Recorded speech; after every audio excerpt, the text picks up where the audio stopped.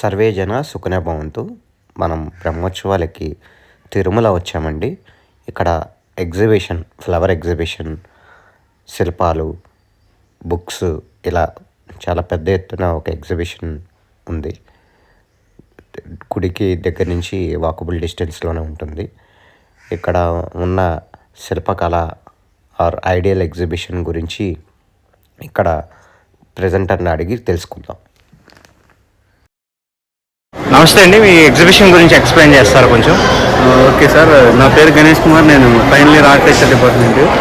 ఇది వచ్చేసరికి మా సేల్స్ అండి. నేను క్లాస్ ప్రాక్టికల్ చేసిన ఐటమ్స్ అన్నీ ఇక్కడ సేల్స్ పెడతాము. ఎవ్రీ ఇయర్ ఇక్కడ ఎగ్జిబిషన్ జరుగుతుంది. బ్రహ్మోత్సవాల టైంలో 10 days ఎగ్జిబిషన్లో మేము చేసిన సేల్స్ ప్రొడక్ట్స్ అన్ని, ప్రాక్టికల్ ప్రొడక్ట్స్ అన్ని ఇక్కడ ఎగ్జిబిషన్ పెడతాం. చాలా మంది వచ్చి పర్చేజ్ చేసుకుంటారు. ఆర్ట్స్ అవి చాలా బాగుంది అని చెప్తూ ఉంటారు. రైట్.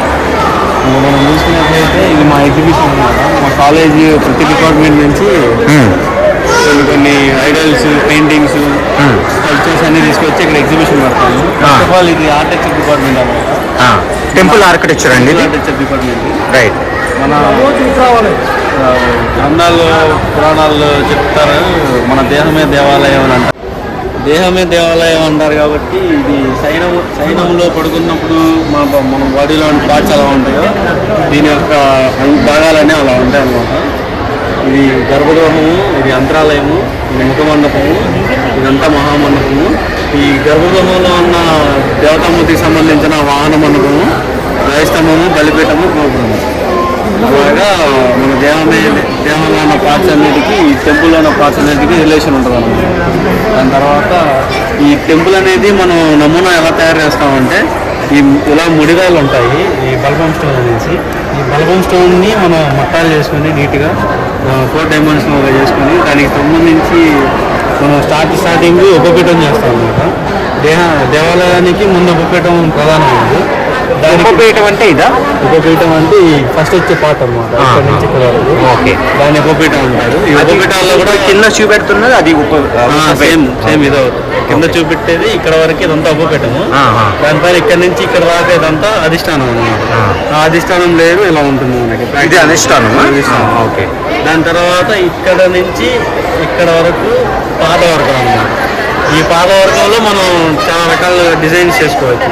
ఈ పాదవర్గంలోనే ఈ మధ్యలో ఉన్నది దేవకోష్టము. ఆ పార్ట్ ఇది ఏమంటారు దీన్ని? దేవకోష్టం అంటారు. దేవకోష్టం ఆ మధ్యలో ఉన్నది. ఈ మధ్యలో ఉన్న పార్ట్ ని దేవకోష్టం అంటారు. ఇప్పుడు విగ్రహం మూల విరాట్ ఎక్కడ పెడతారు? దేవకోష్టం దగ్గర.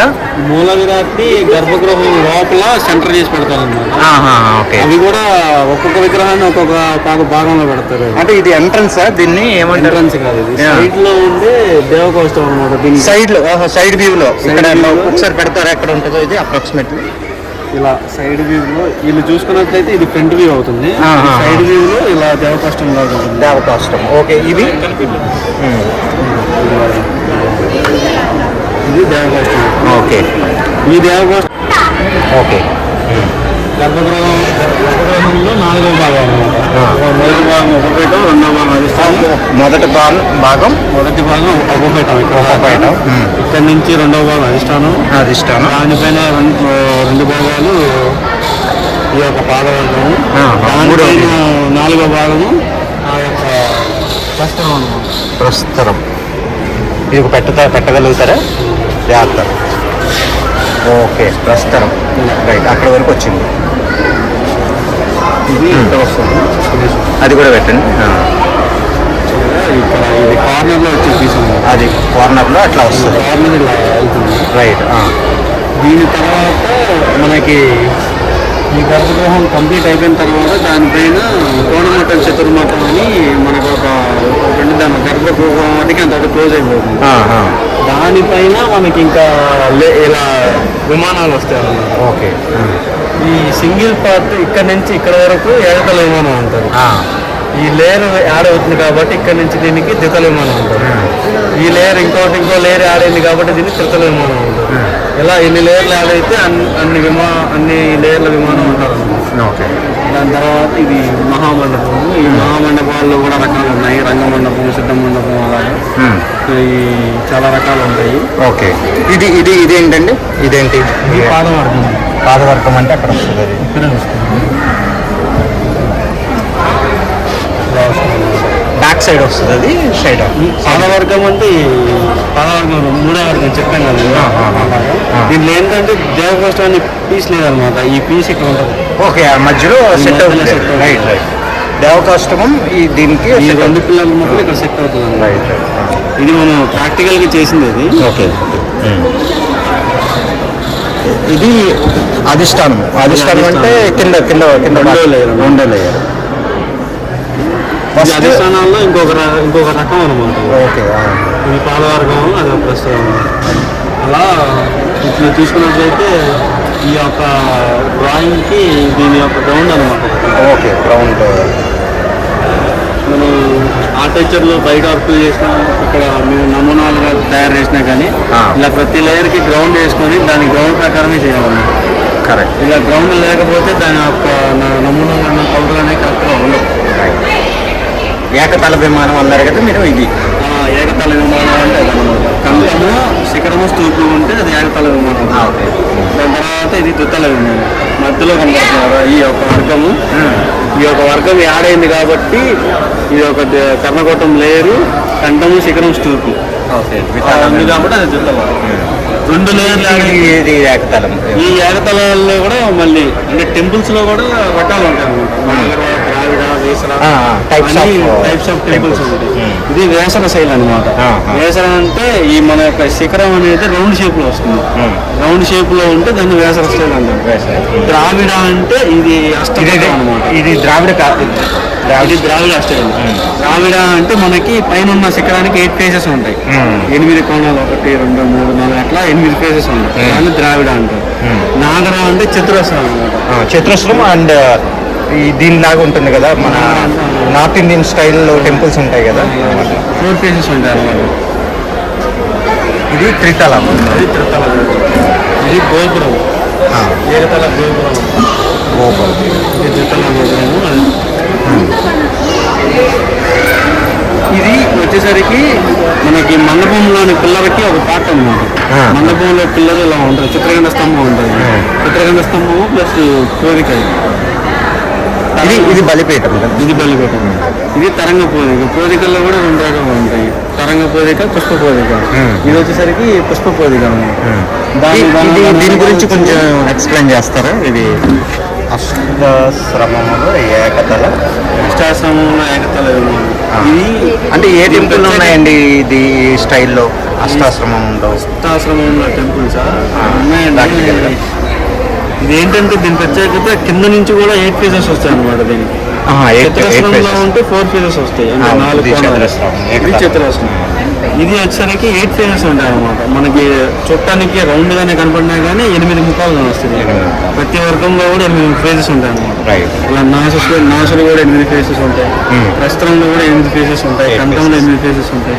స్తూపిలో కూడా 8 ఫేజెస్ ఉంటాయి. దాని ప్రత్యేకత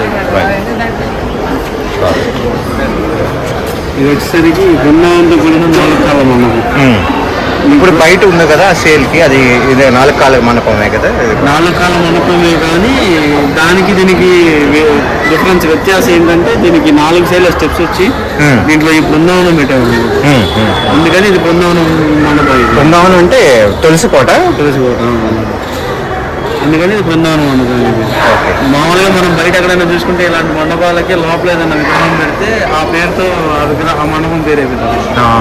సపోజ్ రంగనాయకుని పెట్టామంటే రంగ మండపం అని. రంగ మండపం. అదే అంబేద్కర్ మండపం అలాగే. ఓకే, ఆ పేరు అట్లా. ఇది కూడా ద్వితాల గోపురం. గోపురాల్లో 2 టైప్స్. గోపురాలు కూడా సేమ్ 2 టైప్స్. ఏకతల ఈ కంఠం శిఖరాలు చూసుకుంటే ఏకతల గోపురం. లేయర్ యాడ్ అయితే దానికి ద్వితల గోపురం అన్నమాట. ఎన్ని లేయర్లు యాడ్ అయితే అన్ని గోపురాలు.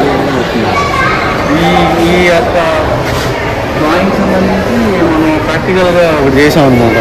డ్రాయింగ్ తాలూకా కంప్లీట్ టెంపుల్ అనమాట. ఇది చూస్తే ఇది కింద చెప్పిన నాగర శైలిలో 4 ఫేజెస్ ఉంటాయని చెప్పాయి కదా. ఇది నాగర శైలి టెంపుల్ అనమాట. దానికి ఎస్టిదండాలు, మెట్లు, చూపి అలా బాగా. ఇది గ్రానైట్ అండి. ఇది గ్రానైట్. అది సోప్ స్టోన్. ఇది సోప్ స్టోన్. ఇది కూడా గ్రానైట్. ఓకే. ఈ ధ్వజస్తంభం టేక్ అండి. ఇదివరకు ఎప్పుడు చేయలేదు ఇది మేము అందరం అనుకుని కంప్లీట్ సెట్ తయారు చేశారు. చాలా బాగుంది. గ్రానైట్ స్టోన్లో ఇంత మినియేచర్ చేయాలంటే చాలా కష్టం. టెంపుల్ ప్రత్యేకత ఏంటంటే ఇది దీర్ఘ చతురస్రాకారంలో ఉంటుంది. దీనికి నాలుగు వైపులా 4 గోపురాలు పెట్టి బాగా అట్రాక్షన్ తోటి చేశారు. ఈ లోపల మినియేచర్ లాగా చిన్న చిన్న యజ్ఞమండాలు, కోనేరు. ఇది బలిపీఠం. బలిపీఠం చేయడం జరిగింది. దీంట్లో మండపంలో గరుడు విగ్రహం.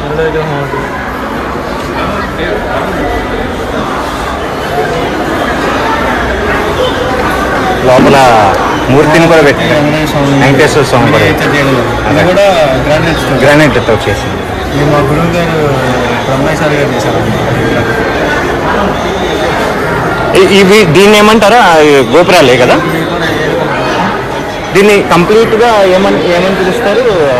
మొత్తం టెంపుల్ సెట్ అంటారు.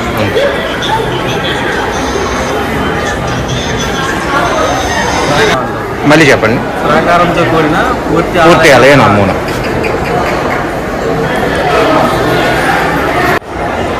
ఈ సేల్స్ పెట్టిన మేము చేసిన ప్రాక్టికల్ పీసెస్ అనమాట.